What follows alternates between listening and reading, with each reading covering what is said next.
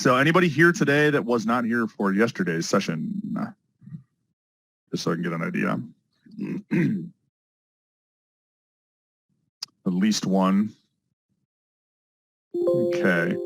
All right. So what we're going to do different compared to what we had yesterday was today I'm going to finish up some of the things I didn't get to, which is like talking about resources, test prep classes versus tutoring versus self-prep, some of those things, and also getting into some of the things you want to consider when getting into studying for the MCAT, and if we have time, going through and discussing some of the types of questions you're going to and how you can recognize those. Because one of my big strategies on any kind of standardized test is learn how the test works. So without further ado, let's get to it. So yesterday we gotten through just talking about general MCAT knowledge stuff. But when it comes to actually prepping, you're going to need some materials to prep. There's a lot of different things that go into this decision. One that is very important to probably almost everybody is cost. Not always. Sometimes cost is not an issue, but I find for most people, cost is definitely something that comes into the decision-making process. Like for just a general rule, would you rather pay more or less for your prep for the MCAT? I hope that's a common answer. Paying less for your MCAT prep is probably a big driver for most people. Now, I will say sometimes you get what you pay for. So just because it's cheaper doesn't necessarily mean it's better. There's other things to consider that go into that. Quality is something that goes into that. How well it works. Is it a fast or slow prep? That makes a difference. I think I mentioned I came from a chemistry background where I worked in the lab. Our lab motto was good, fast, cheap, pick any two. I don't know if you've ever heard of that. Anybody here who's in research probably abides by that in their research lab. If it's a good technique and it's fast, it's certainly not cheap. If it's a good tactic and it's cheap, it's probably not fast. And if it's fast and it's good, it's probably not cheap. So it's like that. You got some choices to make there, and that seems to work in test prep too. Good, fast, cheap, pick any two. So that's things to consider. Number one thing to consider is fee assistance. So I told you about this yesterday for AMC fee assistance. So definitely apply to the fee assistance program. Remember, how long does the fee assistance program last? 2 years, give or take. Sometimes a little bit shorter, just depending on when, but like that has to do with the way they do the rollovers. But essentially 2 years. So don't get the fee assistance until you're ready to start prepping. Because one of the nice things with fee assistance for the MCAT is you do get, in addition to a decreased cost on your MCAT registration, you do get the AMC official MCAT bundle, prep bundle for free, which includes their test banks, their question banks, and their section banks, as well as a couple other tools like flashcards and cars, something or other. So you get all those things. And knock on wood, we should be getting another practice test number 5 coming up here shortly. So that's a pretty big bang for your buck. If you do qualify for fee assistance, you always can do that. That's not where fee assistance ends. A lot of these other companies have fee assistance, whether or not they say it out loud. So it doesn't hurt to ask if you're using a company to do prep course or tutoring, ask them for fee assistance or at least some kind of discount. For example, here at Davis, I have discounts for Davis students. If you're starting to get ready to get materials, touch base with me. I probably can get you a discount at one of the many companies that's bigger than just the discounts you can get by looking at their ads. I mean, how many people here searched the word MCAT and ever since then have been getting Kaplan, Princeton Review, Blueprint, and Altius ads all over their web browsers and their social media? Like, it's insane how much you get. You just type in the word MCAT, and or you even say it, I swear, all of a sudden, blam! So, well, not Princeton, the school, but Princeton Review. Princeton Review, the company. It's a different thing. You may have been talking about Print and Review. I just want to be sure. And you'll actually hear me talk about Print and Review as TPR, the Print and Review, just because that's those of us who used to work there generally refer to it as. So, like, you're going to get ads nearly constantly, especially when holidays roll around. Mother's Day is coming. Get $200 off your MCAT prep. Blah, blah, blah. That happens all the time. But the one that actually stands out as having a true thesis program that they advertise is Kaplan.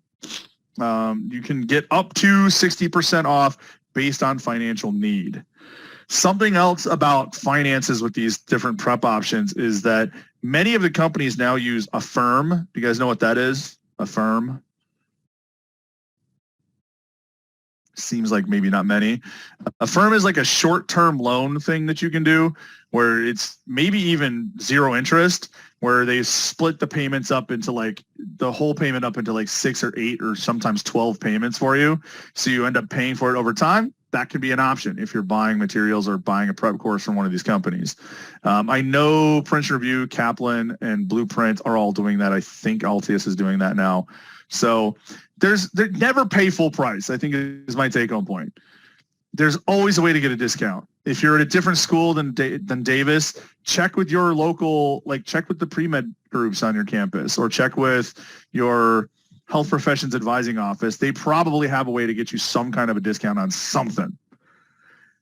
And then there's the straight up free stuff. There is free materials out there. Khan Academy has free materials, both content and practice tests, or practice questions, not tests. This is why I also include that caveat. You get what you pay for. The Khan Academy content's pretty okay, but it's not always just for the MCAT. The practice problems on Khan Academy are not MCAT style whatsoever. They try to pretend to be, but they don't work as MCAT questions, basically. So I wish Khan Academy had some better resources since they were the official ones for now. But also, you may have heard that Khan Academy MCAT materials are disappearing. That is not true. They are around for at least another year, intact on Khan Academy's website. So if you have no other choice, it's a good resource. Jack Weston is probably the best free resource. Have anybody heard of Jack Weston? Maybe even done a CARS passage or two from Jack Weston. Really? I thought this was one of the most pervasive. They're an up-and-coming company. They do a free CARS passage every day. They do a free science passage every day, and they do a set of freestanding science questions every day. So at this point, they're pumping out a lot of free content for MCAT.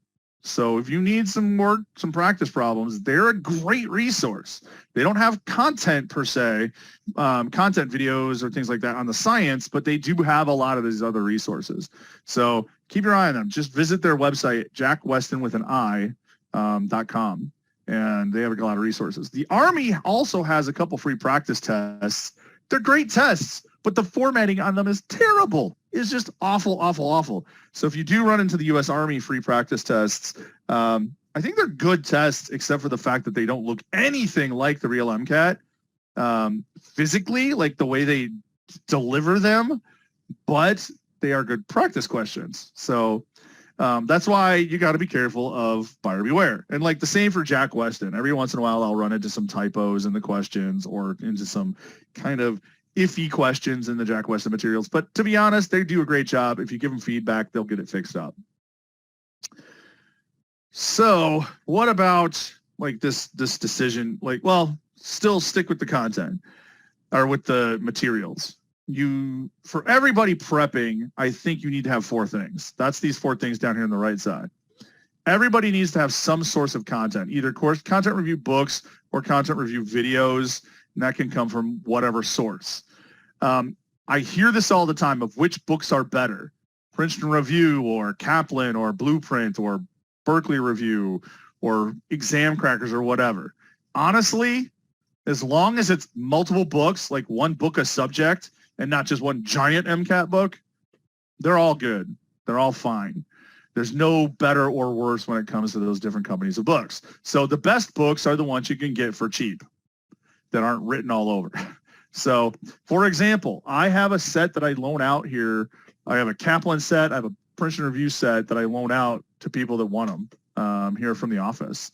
I even have a exam cracker set. As long as you promise not to write in them, you can deliver them back. So I only have 3 sets. I can't provide it to everybody. Where else could you get books for fairly cheap? Another free place is the library. Check your public library. Check your school library. You very well could have a set of MCAT books sitting on that shelf where you could check them out. And I believe the UC Davis library has 2 sets, in fact. So 2 people can check those out. The public library often has a set of MCAT books in them. As long as they're newer than 2016, 2016 or newer, you're just fine. They cover the current test. You need to have that. Other places, like there's Facebook groups. The only reason you should put Reddit on your phone for the MCAT Reddit is there's a big sale board on there where people say, like, I'm done with my books. I'll sell them to you for like $20 or $30 or $100, whatever. Lots of ways to get books for cheap. You do not have to go pay $300 for a set of books. Trust me on that. Second thing you need to all make sure you have is online practice problems. Online practice problems, because this test is paper and pencil or computer-based. This is a computer-based test. You cannot get used to working problems in a book. I mean, it's great and all to have a book of practice problems, but at the end of the day, that's not the best practice because it creates bad habits. You don't get to write on the pictures in the passage. You don't get to scribble on the right next to the question. Like, you got to get used to doing things like it's online. So get some online practice problems. Pretty much all the big companies have an online question bank. Like Berkeley Review does, Kaplan does, Princeton Review does. UWorld and Blueprint are the ones I see most people accessing, UWorld and Blueprint. The difference between UWorld and Blueprint is that UWorld is separated by subject and Blueprint is separated by section. So Blueprint separates it up like you get Chem Phys, Biochem, Psych Soc, Cars. They split their question bank up into that type of breakdown. Whereas UWorld splits theirs up into GChem, OChem, Biochem, physics, etc. So it's kind of your preference there. The one benefit, in my opinion, with Blueprint is they have more questions than UWorld does. I always look at more questions as better than less questions because the more practice I can get, probably better off I am. There was a question, even though the MCAT is online, would we be allowed to use scratch paper or something to write on to work out questions? Yes, you do get scratch boards. You get a set of, like, it's usually legal size piece of cardboard, laminated, hooked onto a set of rings or ring bound in some way, and you get a wet erase marker to use with it. And you can swap those out as often as you need to. I usually suggest swapping out the scratch boards every section. To give an example of kind of what it might look like, I don't have a true example of it, but it'll, without, like, think this, without the grid. So you'll get a set of these things without the grid. I can see the grid, but like there'll be just a thing on ring with a wet erase marker, which means if you've got a wet erase marker, can you erase?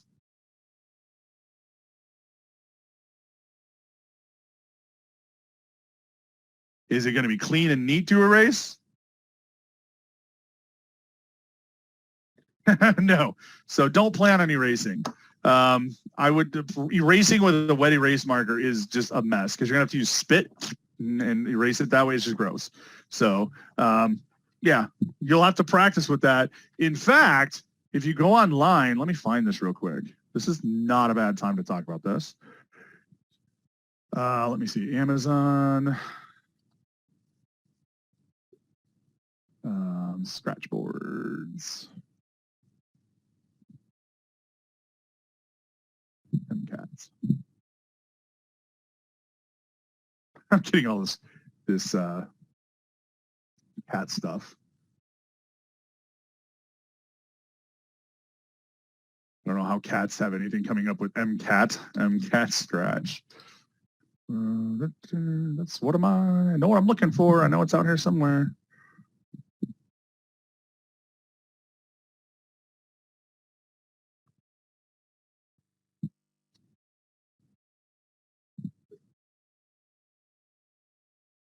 Oh my goodness, I can't find it.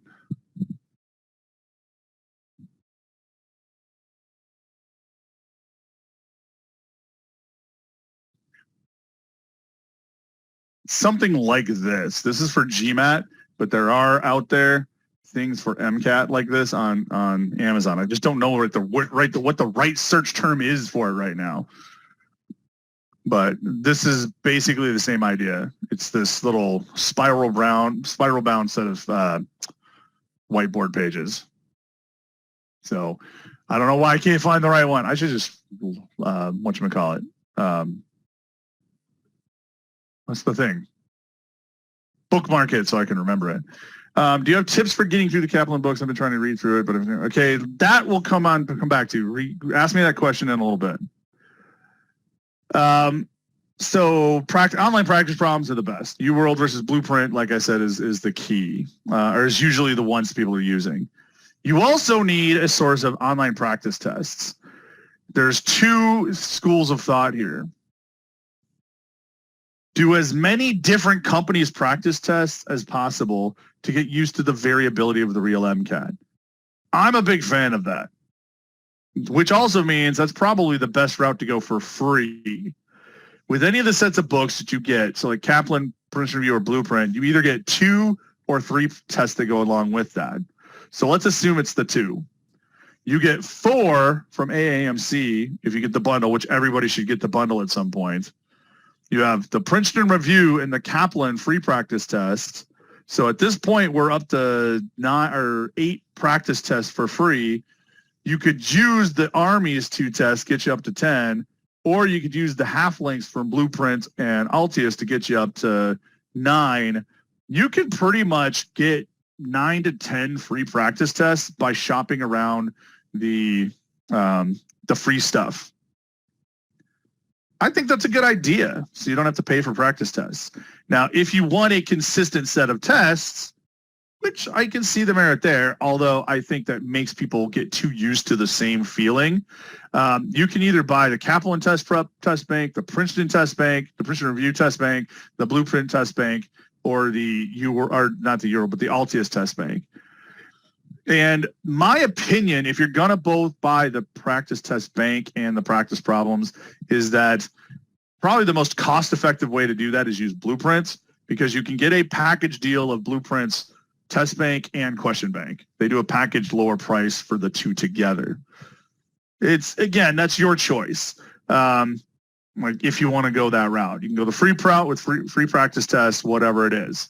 But everybody at some point should be getting that AMC official bundle. I think that is an important feature of everybody's prep, because that's the real stuff. Nobody's asked this yet, but I know a bunch of people are asking this. I heard that, insert company here, tests are all harder than the real MCAT. How many people have heard that phrase before?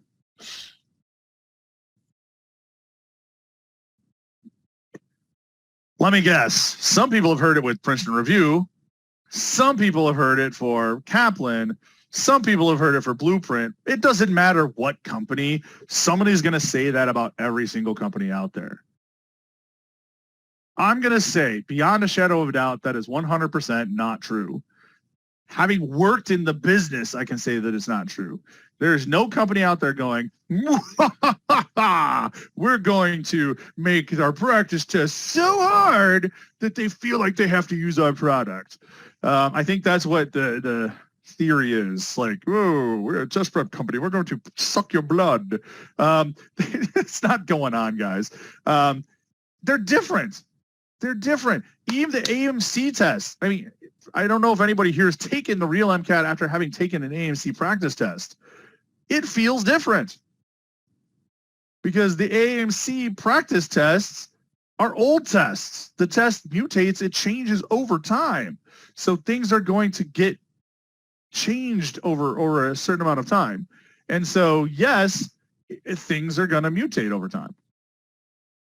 So it literally does not matter which practice test you are using. It does not matter what practice test you're using. So use them all.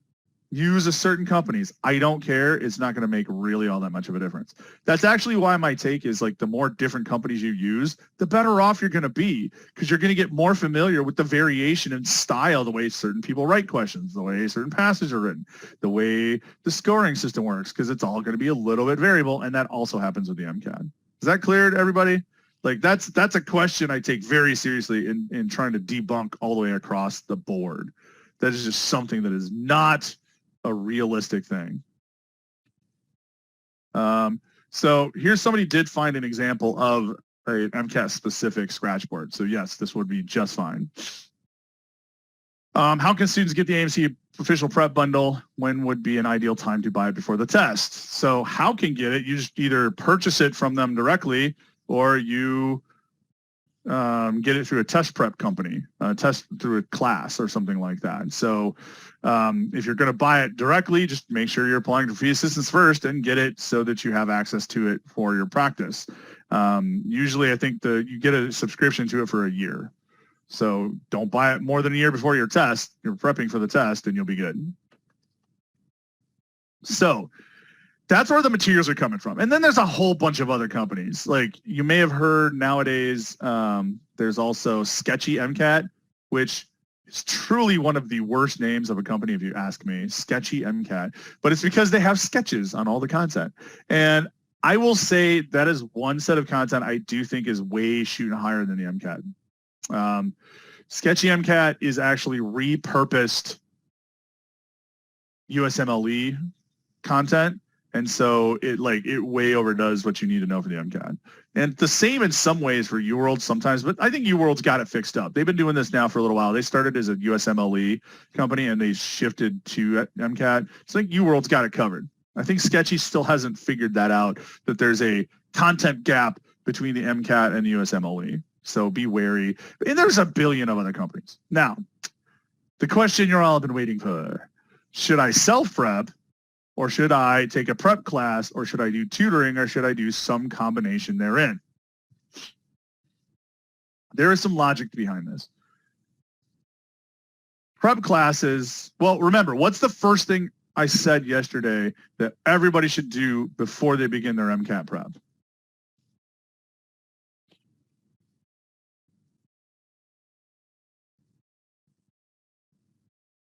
Take a practice test.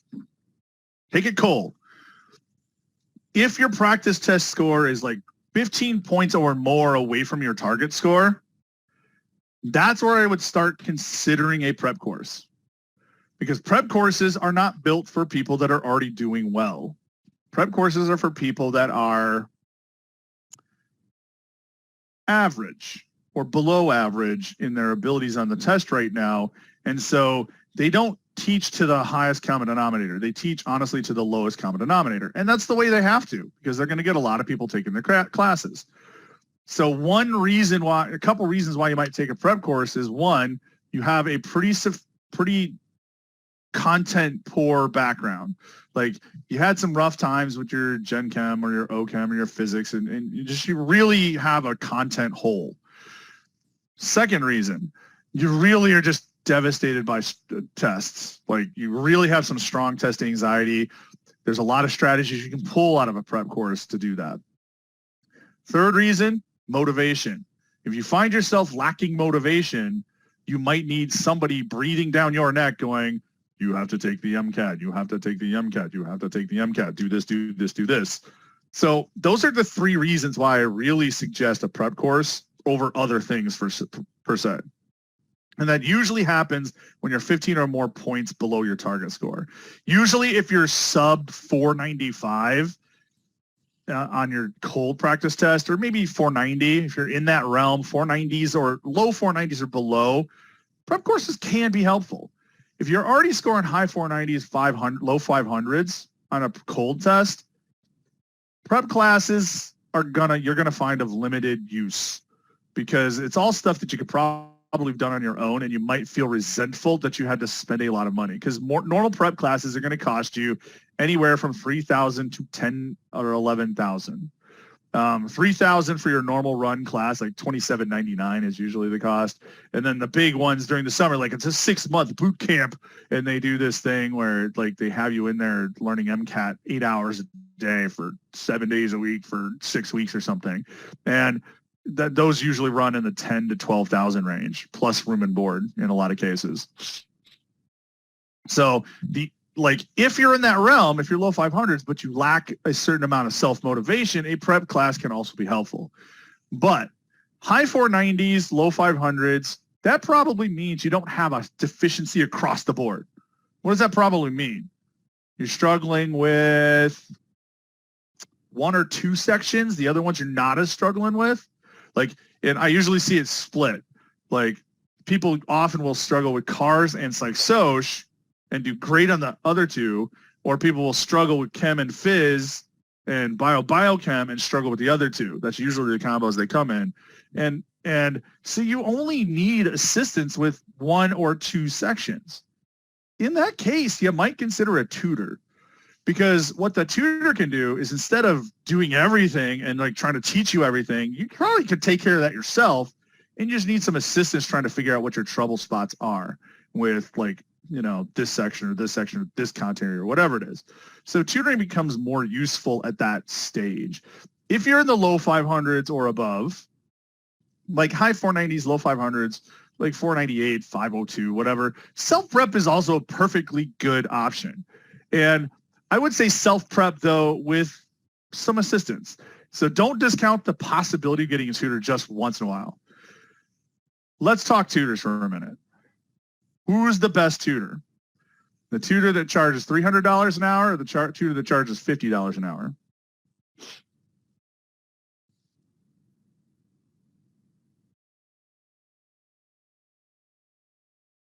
It's a weird question, isn't it?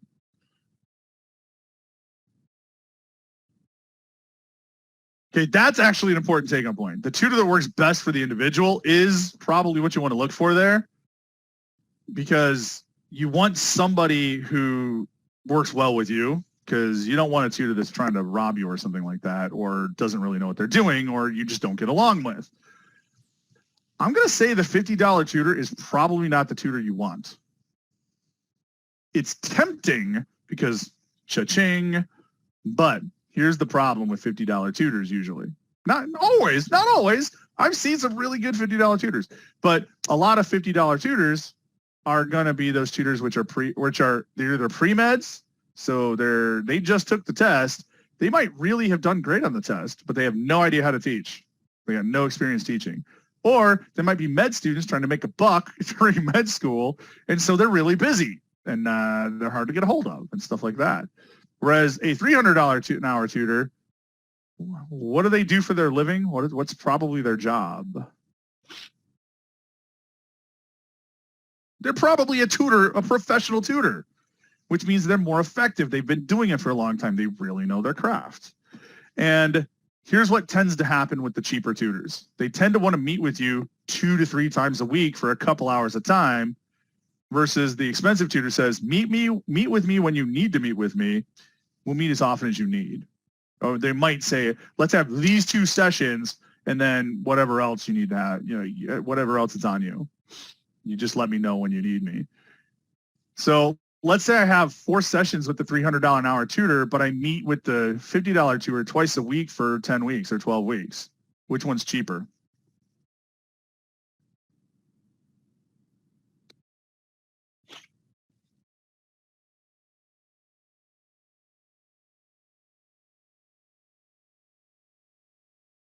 See, 3 times 300 is $900. 2 times a week, $50 an hour. So that's $100 a week for 12 weeks. That's $1,200. $1,000 or $1,200. Who's cheaper? The expensive tutor or the cheap tutor? Yeah, the expensive tutor. Almost 100% of the time. I'm not going to say 100% of the time, but almost 100% of the time, you're either going to come out even or cheaper going with an expensive tutor than you will with a cheap tutor, because usually the cheap tutor is not as effective as they could be. So now, again, buyer beware. That's just the general consensus. But if you're looking for a tutor, find somebody who works well with you and get you the best bang for your buck. So don't immediately dismiss expensive tutors, because sometimes, most of the time, they can be your cheaper option, because they don't need to meet with you for hours and hours and hours and hours and hours and hours, just a couple hours. So how do you make this final determination? One of the other determinations, finances is a big one. The last thing I'll say about making this determination of what works best for you is prep classes. Don't go buying all your content and then sign up for a prep class, because what gets provided with the prep class?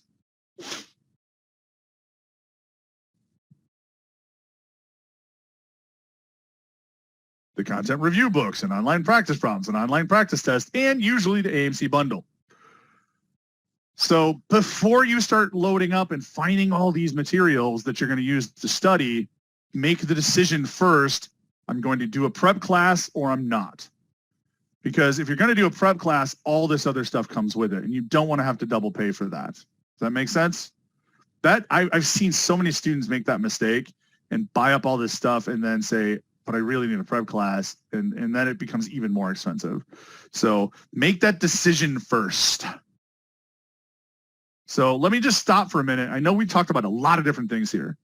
What kinds of questions have popped up in your heads about materials and how should I prep and all that stuff? What methodology I should have prepped?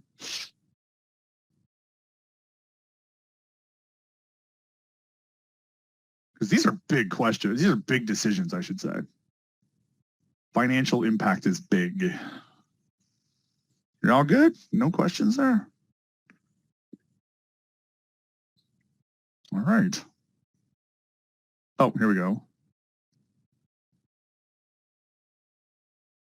How the scores will evaluated from online practice tests? Not sure what the question is there. Can you rephrase your question, please? I'll come back to that one and answer this one. What's my philosophy for dealing with all the questions students get wrong? I've seen people have spreadsheets on it and correcting what they did wrong. Any thoughts on how to remember what we did wrong? Okay. I'm going to bring that up with another question that was brought up to me. And the person who asked me about how the scores will evaluate from online practice tests, rephrase that question and I'll come back to that. And I'm going to answer this one first. Do you have a preference for any prep classes? No. I think prep classes do what they do. You should get an inquiry into all the different companies and find out what their specific models are and see if they fit with you. When should you start studying? Magic, I just put that on the screen. 3 to 6 months, maybe more, depending on how far away you are from your target score, before you take your test. So if you're in school, 3 months, 3+ months, let me rephrase that. If you're not in classes, 3 or more months. If you're in classes, 6 or more months. You're going to have to spread it out over a long period of time because you don't want your grades to tank. So that's not a great place to be. Would it be advisable to start with the free stuff in sophomore year if you're planning on taking it? I would not start studying that far in advance. Say starting in sophomore year if I'm planning on taking the summer of my junior year. That's not going to be useful to you, because what's better for you at that point? Get some experience, work a job, get in a club, get a clinic, get some clinical experience. That's more worth your time at that point, because prepping for the MCAT is more about preparing for the test. It's not about learning stuff. Learning stuff does not get your score for this test. Learning how the test works is. And if you start too soon, you may actually run afoul of the fact that the test changes once in a while. So you don't want to start and then they say, oh, by the way, when you take the test, it's going to be different.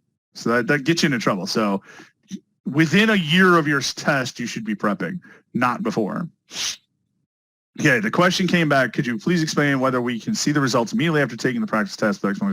Okay, so with practice tests, can you see your score and can you see the results? Yes. I mean, practice tests are set up so that you can instantaneously see the test score, your approximated test score, and whether you got questions right or wrong, and sometimes the timing on those questions. So hope that answers your question. So I want to deal with two bigger questions. Number one is, how do I use the books? Specifically, it was about Kaplan books. And number two is, what's my philosophy of dealing with all the questions students get wrong, like if I'm going to be reviewing my tests. So those are two really big questions. The first question of how do I use the books, I think students use books wrong. And I think it's because you've been trained to use them wrong. All through school, you've been told that learn the stuff and then regurgitate it on the test. Does that sound about right for what you've got in school for so far? Learn it, regurgitate it. Learn it, regurgitate it.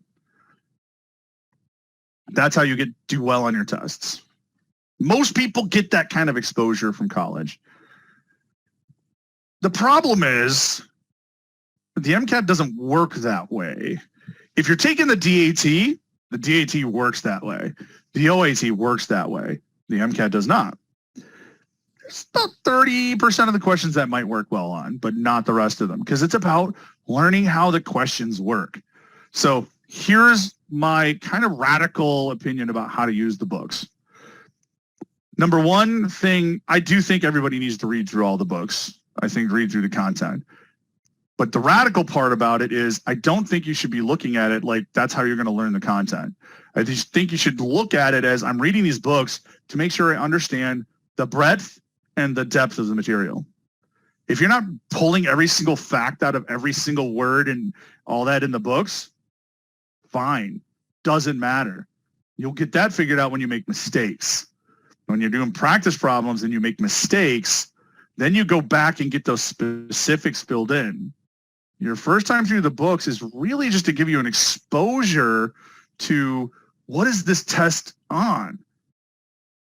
So my guess is the person that was talking about they have trouble getting through the Kaplan books is because what should be like maybe if you read one chapter, take you 30 minutes to do is turning into hours trying to digest and micro analyze every little thing that chapter's saying.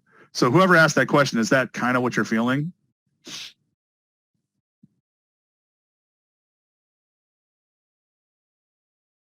Or anybody else for that matter has gotten into textbooks, MCAT textbooks, and doing that. Just looking back to see who asked that so I can recognize the answer when I see it. There they are. Looks like they might be writing something a little bit long for a response, so I'll move on from there. But like that's generally what I see students doing, is trying to really overdo it with the textbooks and try to make a lot of sense out of something that you really don't need to do that with. You learn the most by doing the practice. So here's my thing. Use the reading as a introduction to the material so that's familiar. Not so that you have to understand every single thing, but just so I'm familiar with the material, and then do a lot of practice to make sure I fill in the holes that I still don't know.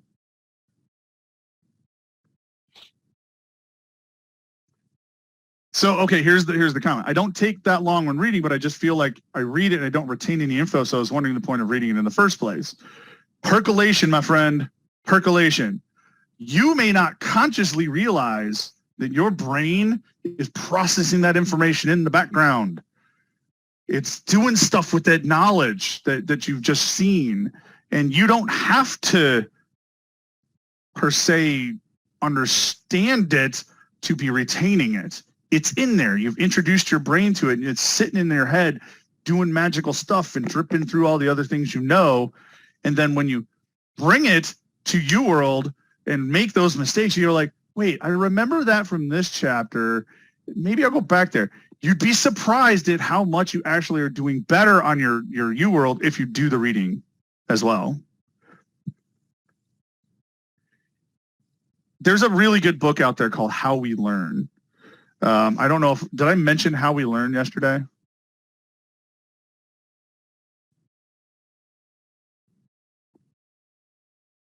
For anybody who's not in the throes of studying for the MCAT yet, I'm going to encourage you all to read this. It's actually something you could do. It's 10 chapters. You could read this thing like one chapter a night, and you could probably do it in a week and a half for pretty much everybody here. It's a pretty easy read. It's very well referenced, but it's not a complicated book. And it has some very interesting things of how you learn. Oops, I did send that to one person. I'll send to everybody here. It's called How We Learn. And it's a walkthrough, like why reading stuff when you're not reading it for regurgitation is still valuable. It's still useful to you because you're putting it in your head for your brain to do the things it does naturally with that information. Sometimes a passive read is a good read. The other question I want to deal with is philosophy for dealing with incorrect answers and stuff like that. So when you are making those mistakes, this is your most powerful time to learn. However, the question was, I see people with all these spreadsheets and da-da-da-da. I don't care if you spreadsheet it or not. I think you just got to be careful. The goal of going through practice questions and taking away information from them is not to copy and paste solutions. I see that one a lot. The person that asked the question, I'm betting you've seen those, where the person will copy and paste the solution and pour through the solution. But truthfully, solutions suck. They do not address the problem you had with the question. What you should do is ask yourself these 3 questions when looking at practice questions, in my opinion. Number 1 thing, ask yourself, did I actually understand what the question wanted me to do? Not that I know the content of the question, because that's what people tend to default to. Did I understand what the question needed me to do? I.e., did I know I was supposed to go to that figure and find something? Did I know I was supposed to go into my head and recall something? Did I know I was supposed to go to that paragraph and find that phrase to answer something? Did I know, and so on and so forth? That's powerful question number 1. Did I know what the question needed me to do to answer the question? Number 2, did I use the passage when I needed to use the passage? Because what's the tendency for people to do? Go from here, the brain, or go from the passage?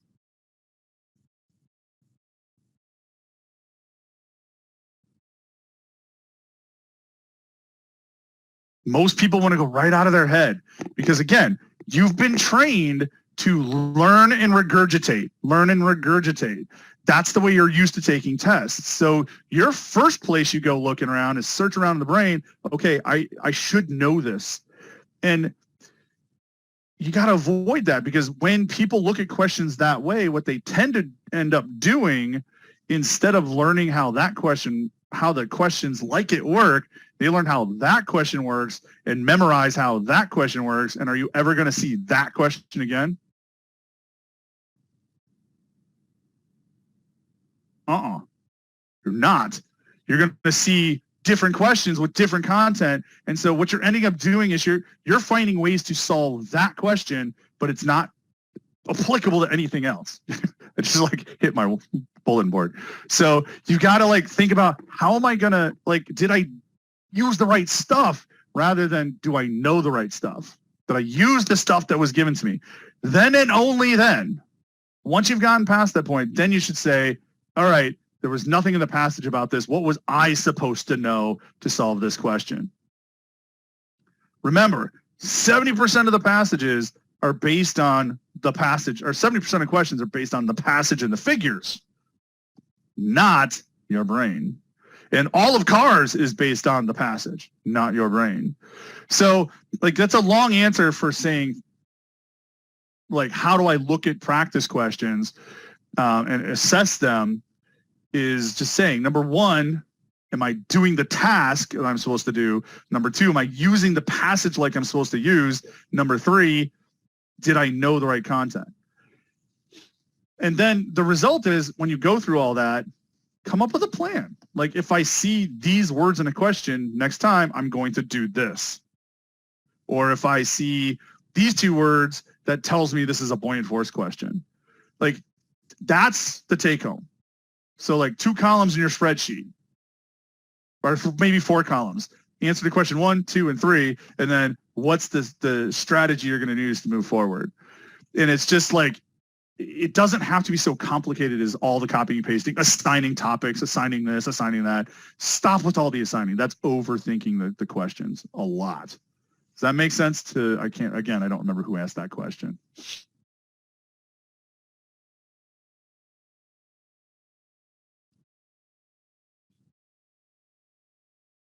I think the response and the new question is about the same. Anki, flashcards, pre-made Anki decks, all that fun stuff. There is a time to make flashcards. There's a time not to make flashcards. And there's a way to use flashcards. Let's start with this idea of flashcards. How often should I use flashcards? How often should I review my flashcards? What's the general consensus out there?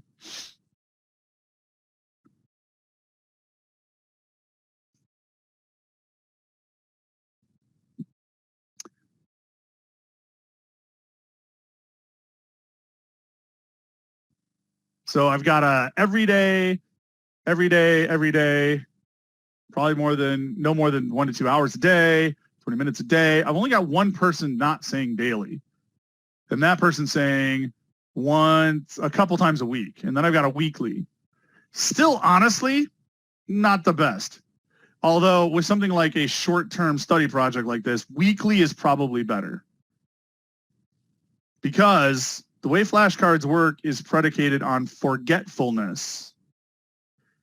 You should look at all of your flashcards at once on a weekly basis, wait for another week and look at them again, and you're going to forget some stuff. And then you'll like, okay, what did I forget? Let me get up on that stuff. And then a week later, do it again for all your flashcards, and you're going to forget some stuff, but will it be more or less than you forgot the week before?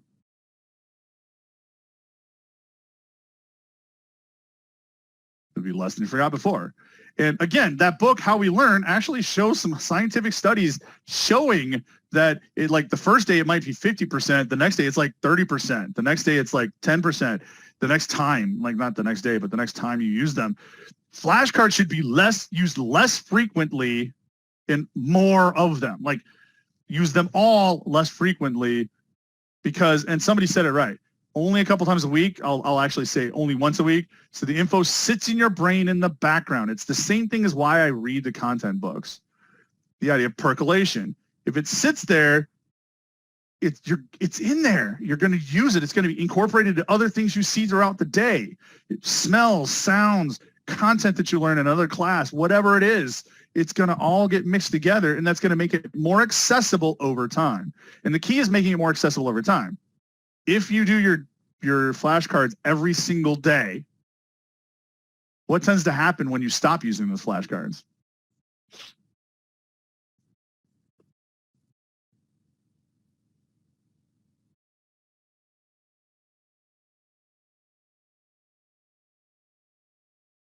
I'm sure you all have done this at some point on a test.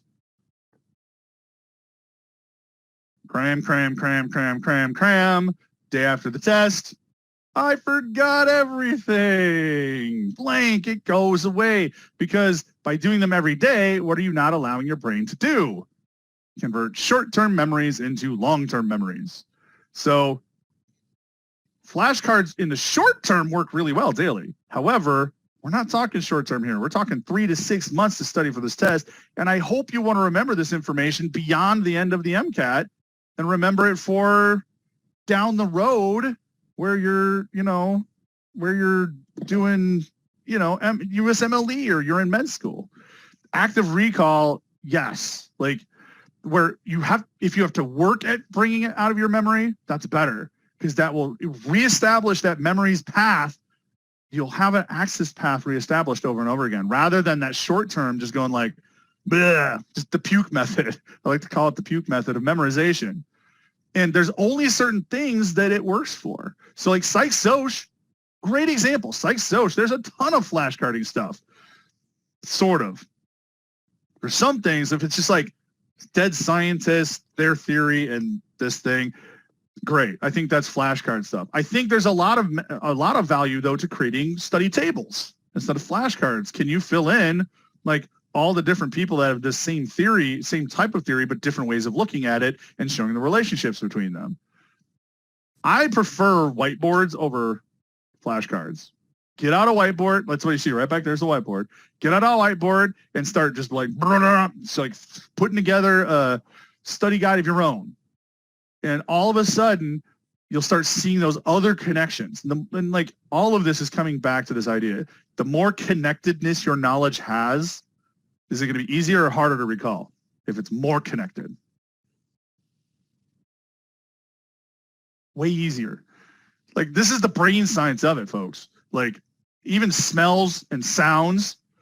I mean, how many people have a vivid memory pop into your head when you hear a certain song?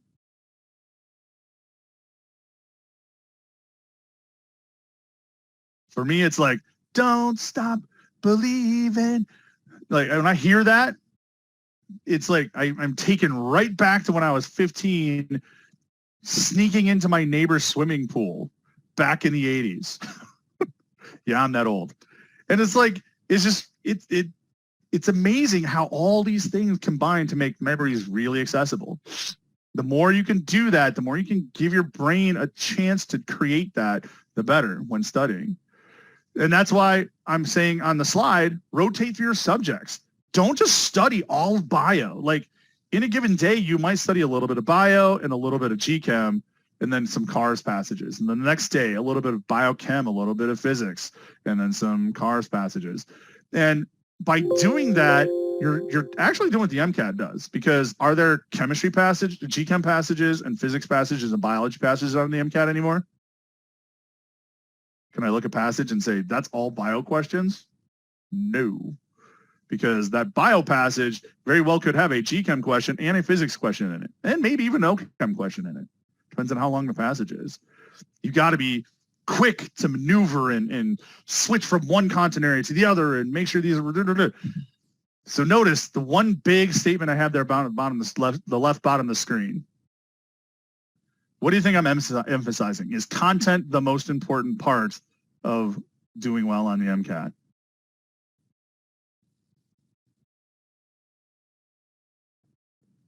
It's only part of it. It's getting and understanding how the test functions. Practice, practice, practice. Do 5 to 10. I say 10 or more sometimes to some students.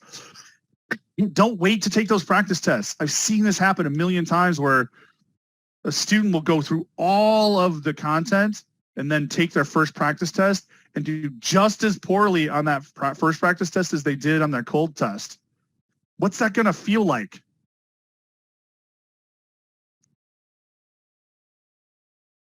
I just spent 3 months studying content and I got the same score. It's going to feel awful. You're going to be completely demotivated. So don't do that to yourself. You're going to get discouraged. It's going to feel crappy. You learn more from doing both together than doing either one separately.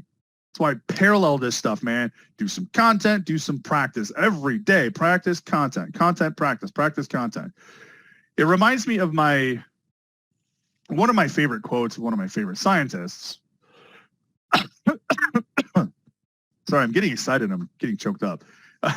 One of my favorite quotes from one of my favorite scientists is Einstein said, "I'm not better at math than anybody else. I just learned the rules of the game and I play the game better than other people." The MCAT is your game. Learn the rules of the game. Learn how the content will be presented on the MCAT. Look at the way the answer choices are phrased. Look at the way things are presented in the passage. Look at did they say this first or did they say this first? It's looking at these other things that will telegraph to you where they're really going. Like, for example, I had a lot of extra backup stuff here just in case, but we went a totally different direction than what I had originally planned. So I'm going to scroll to some questions here. So when I see a question that looks like this,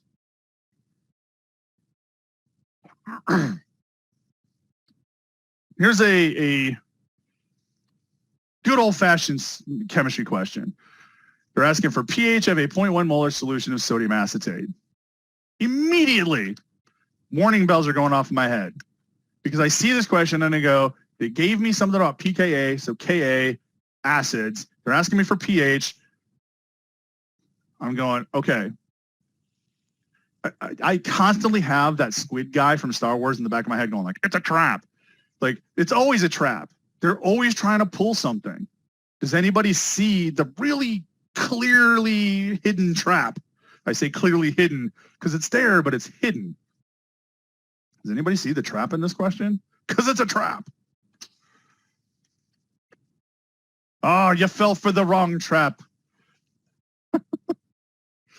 You fell for the trap and then some. Both of you guys did. So far, nobody's seen it.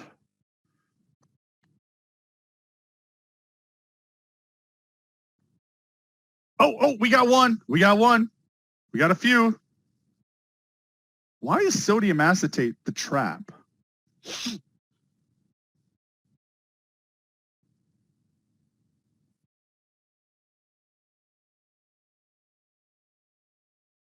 Sodium acetate is a base. They gave us the information for the acid. Holy crap, that's a trap. Because right off the bat, so many of you started looking at going like 2.9 and 7.0, those can't be right because it's got to be, or those have to be right because it's got to be acidic, or 2.9 is got to be right.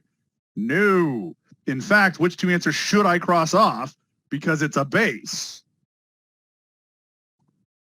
A and B. I should get rid of the neutral and the acidic because this is a base. Whoa. Like, some of you thought you caught the trap by saying, well, I can just get rid of the basic ones. But it's a trap. It's sneaky, right? This is what I mean by learn how the test works. These are the rules of the test. They're always trying to throw something at you. And it's subtle. It's very subtle. They give you the formula of the acid even instead of, then they just said the name is sodium acetate. Now, there's another trick of the trade here. I got 8.9 and I got 13.0.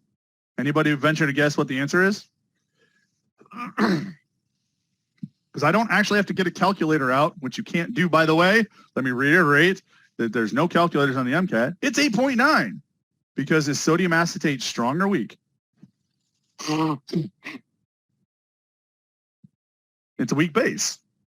And if I were to calculate the pH of a 0.1 molar solution of a strong base, that would actually be 13. So without even getting to the math of this question, just using the science, I know the answer is 8.9. That's learning the rules of the game. Because otherwise, like, what was the first inclination many of you had on this question? Oh man, pH of a weak acid. I'm going to do a ice table. Did anybody think ICE tables here?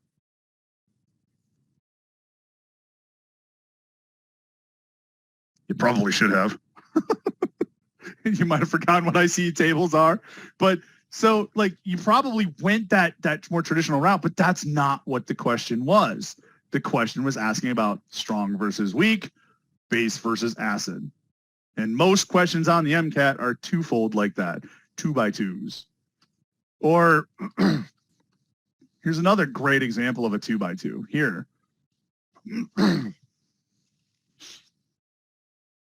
2x2s. Do I need to deal with the whole answer or half the answer?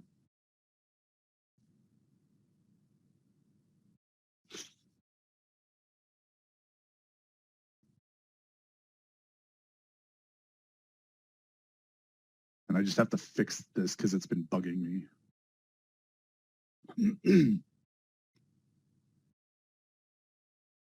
That actually works pretty well, David.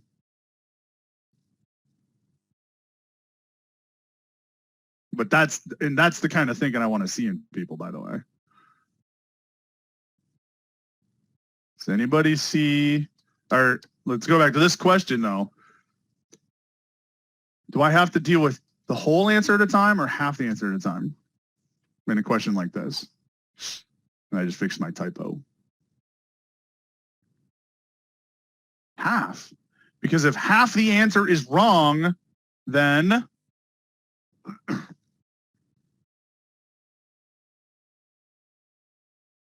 the whole answer is wrong.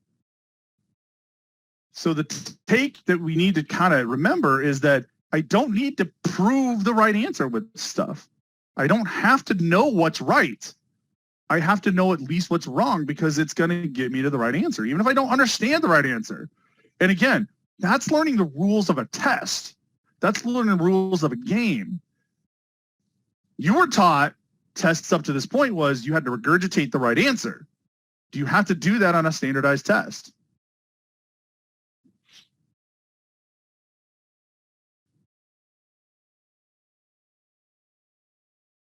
Absolutely not. No. No. Just got to learn how these questions work and how they're going to present the information. Like this is, again, a freestanding question. Like, let's look at the multi versus unimodal. I bet we can figure this out from what we see here. I'm looking for a picture of where's Waldo or Waldo. I'm looking for a picture of Waldo. Am I hearing him? Am I smelling him? Am I touching him? So what do we think, uni or multimodal? So what can I get rid of?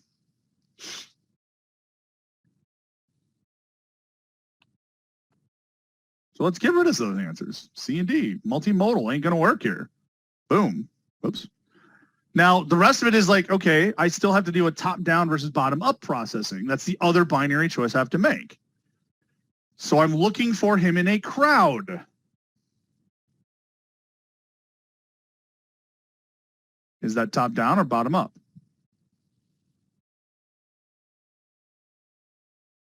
He's in a crowd, so I got to go from the big and find the small. Waldo's a one individual in a crowd. That's top-down processing. So I can get rid of the bottom-up, and voila, my answer's A. Otherwise, we look at this question like, okay, and we get caught in the answers and the wording, and we get freaked out. So it's like, just focus on one thing. It's like, let go for a minute and just look at one half of it, deal with that, move on, then deal with the other half. It's learning the rules of the game. So the last thing I want to throw in here before I have to go, because like we're going to stop a little early and do a drawing. Somebody's asking about reading comp. Yes, from the whole to the individual, big to small. I don't know if I have an example of this. So with reading, I already said that. With reading and how do I get better at reading is honestly, to get better with reading is stop reading so much. I mean, you still want to read it, but just read the stuff you need. And that's actually a longer discussion than I have today to have time for today. But like individual words matter. To give you an example of that, if I'm looking for the answer to a question in a passage, and that's what I always tell people to do, go look in the passage to find that information. There's some words in the paragraph that are in the question I might look for. If I'm looking for, say, the most common word in the passage that was also in the question, is that a good way to find what I'm looking for?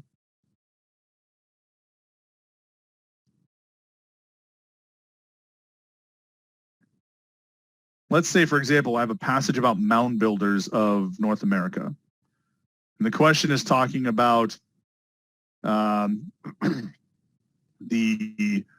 Bering Strait, the people come across the Bering Strait, came across from the Bering Strait into America. Would looking for mound builders be the smart word to look for to answer that question? If the whole passage is about mound builders. Why not? Why would be looking for mound builders be a bad choice? That's truly, in fact, if the whole passage is about it, every paragraph is probably going to contain those words, right? So I can't narrow my focus down. But if I'm smart about it, I will start looking at words that are unique. Like in a passage about North American mound builders, I'm betting Bering Strait might only show up 1 or 2 times. So if I look for Bering Strait, I'm probably going to narrow myself down to the paragraph that's important. And I'm going to say, without a doubt, location matters. Like real estate on the MCAT, location, location, location. Because if you're looking at paragraph 1, but the answer is embedded in paragraph 2, are you going to find it?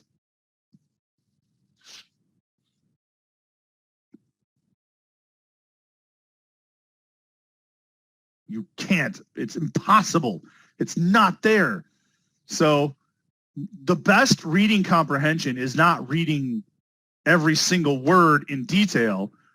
The best reading comprehension is deciding which are the words I need to read to answer this question. It's learning how to like cherry pick the important details. So would I recommend summarizing key points and look for things that are highly linked to your question? Yes. Like if I'm going to go through my passage, I am not going to read every word and try to understand every sentence. 9 out of 10 times, 2 out of 5 paragraphs aren't even going to be used to answer questions. So I don't care if I understand those paragraphs. So I'm going to go and just like get a gist. What's the passage about? What's the main point the author's trying to make? How did the author make their point? What are some of the important points they made? But I'm not going to spend time trying to figure out all the subtleties until I get to the level of the question, when then I'm going to read only a certain sentence or paragraph in order to do that. The best reading comprehension happens when you target specific things. Does that make sense? Does that answer that question? It's not about reading really well. It's about reading what you do read selectively.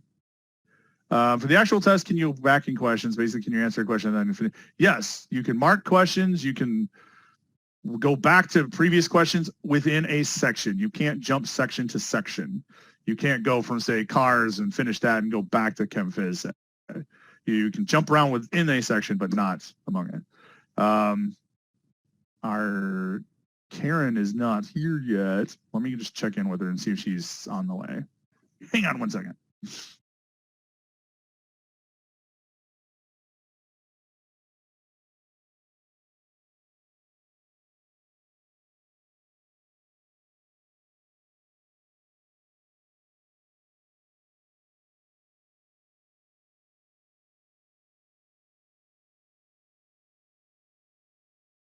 All right, and we're back. So Karen is on her way right now. So again, there was a lot of stuff we talked about today and yesterday, and there's just so many more things I could talk about. So I would encourage you all, if you're a Davis student for sure, come to some of these other sessions that we do, because we spend a lot of time talking about these things.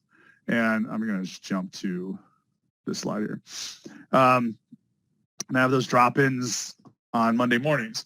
The slides, again, we have to ask Karen about that. I don't know if she's going to be providing the slides to the sessions. So when she's here, let's ask her about that. And she is here. So Karen, first big question, will I be able to give the slides to the students?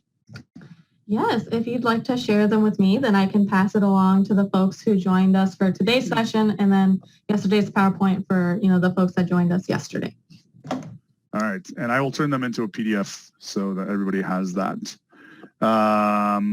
So I will do that. And so I think Karen is going to be doing a drawing. Yes, I am. So just like we had kind of promised before, we are going to be raffling away some MCAT prep materials throughout boot camp. And today is actually our first random drawing. Again, anyone was open to this. I just use a random number generator to make it fair. So if I can get the theoretical drum roll, please. And then I can hear Doug from his office. Our winner for a scholarship with Altius MCAT Scholarship Award in the amount of $1,449, which can be used towards their elite MCAT course or their gold or platinum mentoring program, goes to Oh, you guys are great. You're putting the drum roll. It goes to Japleen Carr. Do they have to be present to win? They do have to be present. Oh, wait. Japleen is here. But Japleen is here. Can you just unmute to confirm you're here, Japleen?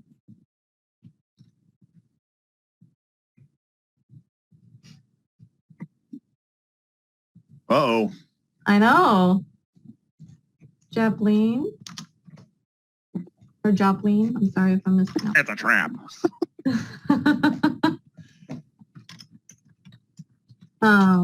Just a quick note while we are, waiting to confirm if Japleen is with us today. HPA does not specifically endorse any particular MCAT prep company or any test prep company. I'm sure Doug has said his spiel on that.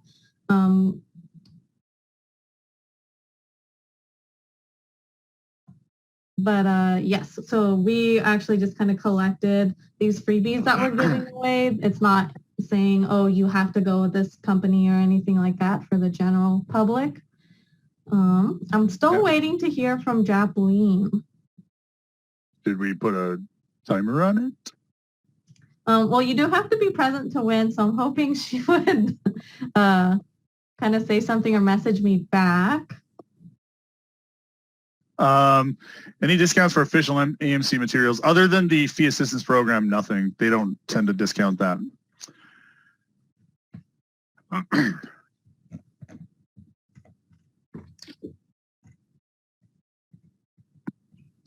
Okay, so what we'll do is I'll see if I can connect with Japleen. She might not be able to respond right now, just given her environment.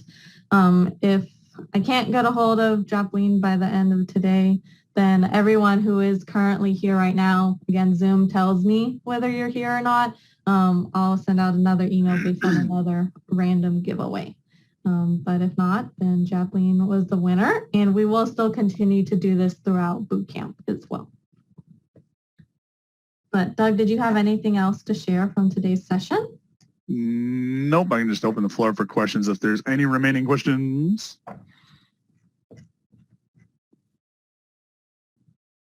Oh, there's a good question in the chat, Doug. Yes, you can jump around within the section itself, but you cannot go to previous sections.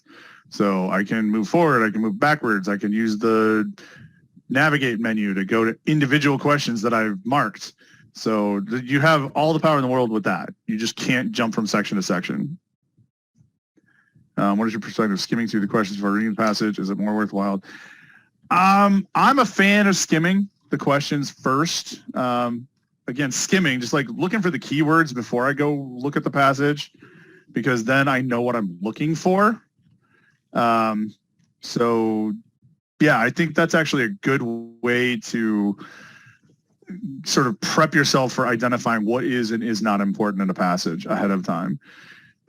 It is possible to go a little overkill with that. I think some people do a little bit too much of like, I'm going to highlight this, I'm going to highlight that, and highlight everything. If your passage is yellow, then it's useless to highlight. So just highlight sparingly, 1 or 2 words at a time. How much time do I recommend to save at the end of each section to double check everything before submitting? 2 minutes, because the double checking just involves, like, I don't think you should really spend time on double checking your answers, because notoriously people will get to that point and say, I don't know anymore. I'm going to change my answer. And what happens when you change your answer? You probably changed it to something wrong because you started second guessing yourself. So don't change answers. The reason you're going to give yourself 2 minutes at the end is to go to the navigation menu and make sure every question has an answer, because there's no guessing penalty. So that's why you should use that time. Obviously, you want to get the best score you can, but you can just get the low scores we're aiming for. But remember yesterday, I was mentioning for DO, what's that score to be confident you're getting an interview? Anybody remember? 500. Get that 500 or above, you're going to get interviews DO. What about for MD? Get a 508, feel confident you're getting interviews. So 500 MCAT or DO, 508 MD. But remember, you can also get lower scores than that. It's all good. You can get those lower scores and you still have a chance, a good chance. It's not just MCAT score. Nice. Let's see. Was there another question in there? Will the lunch with physician also be broadcasted on Zoom? Karen? Sorry, can you repeat that? Will the lunch with the physician be broadcasted on Zoom? I actually am not the one that's going to be there, so I can't confirm. I don't know if we have the AVs set up in that room or not. So if we can, we will, but I can't make any guarantees, and they just left, so I can't ask them either.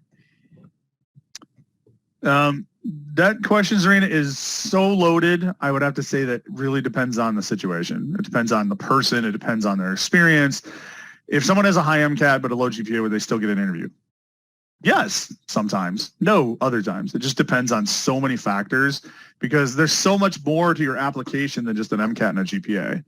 There's letters of rec, there's personal statements, there's experiences, there's when you apply, to what schools you apply. It's just such a, there's so many things that go into that. That's like an individual question to have to, like, you know, what school choice should I have? When should I make sure I get my application in? What is my MCAT score explicitly? What experiences do I have? So there's so many other things. I thought the average for MCAT for California MD applicants was 515, and that is not true. It is around a 513. And notice what you started that with, though, is you said the average. Averages don't mean you have to have average to be competitive. Averages mean that people anywhere from 528 down to 498 are probably in that pool. Remember what I said yesterday? I looked at the data from the last 7 years of Davis, and our lowest MCATs were 498s getting into MD schools in the UC system. In the UC system. I didn't even look at outside the UC system. You do not need to have an average MCAT score to be competitive. Just get a 508 or above. You're in good shape.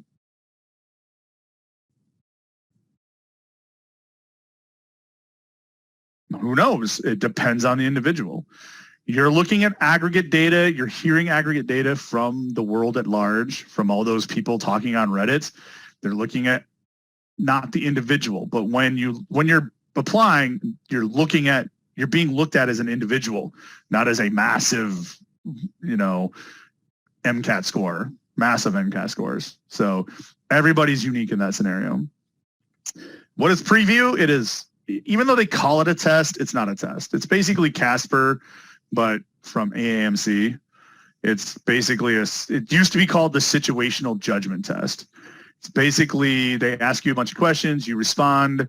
It's not really even questions. They present you with a bunch of scenarios and you respond with how you would respond in that scenario.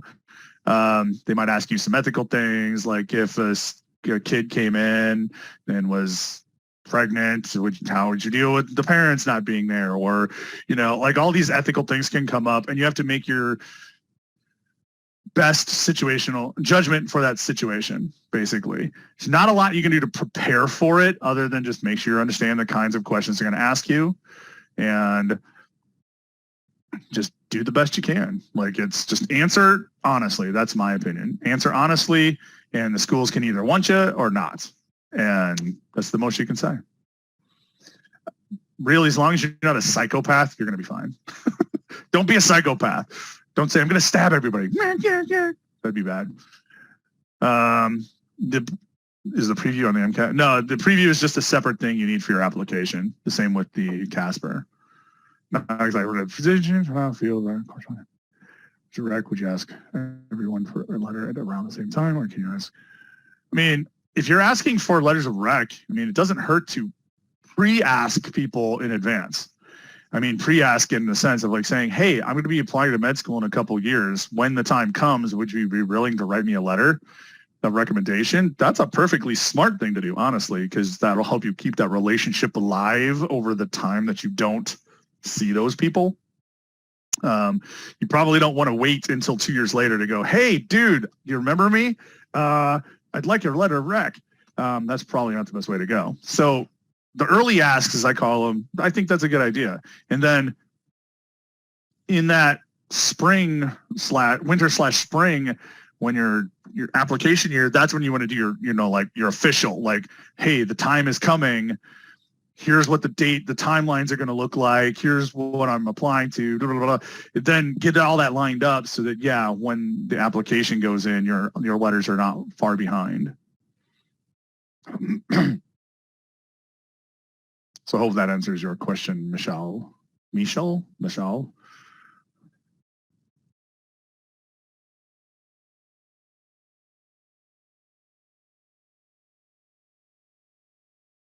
And on that note, it's 1:31. Let's call it a day. Hata, everyone. Thank you for coming. Thank you for having me for the last 2 days, and I will be out there. Thank you. No problem.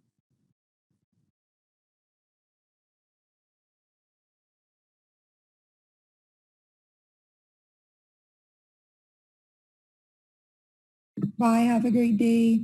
You as well.